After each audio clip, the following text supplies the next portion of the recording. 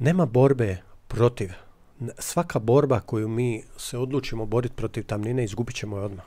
To je veća sila od nas. Ali mi se možemo boriti za sebe. Znači, kako ja? Ja mogu i govoriti za to šta ja radim.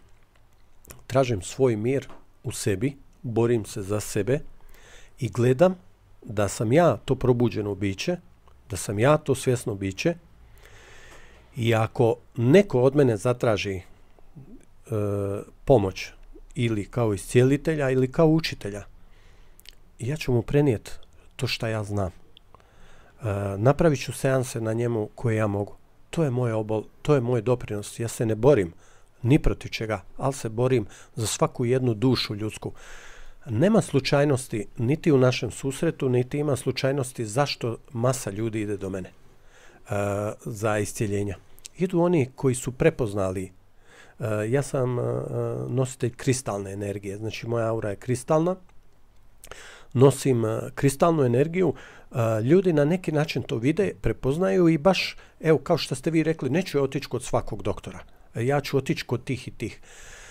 Ja ću vam reći, ja imam jako puno učenika liječnika. Znači imam iz Hrvatske i iz Bugarske.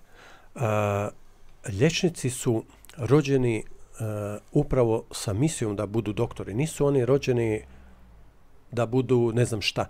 Međutim, pojedini, nekaki, ali to je, liječnik je sveto zanimanje. Liječnik, mi trebamo jako zahvalni biti da imamo doktore, da imamo toliko puno doktora i sad se pokazuje koliko imamo zdravstvenih problema da je u biti manjak doktora. Manjak na svijetu. Danas jedan doktor si može naći posao gdje god hoće zato što nema ih dovoljno i trebalo bi realno i biti još više.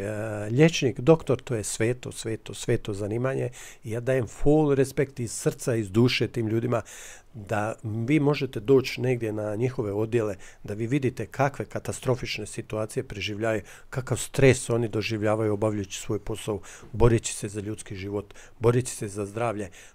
To su fantastični borci.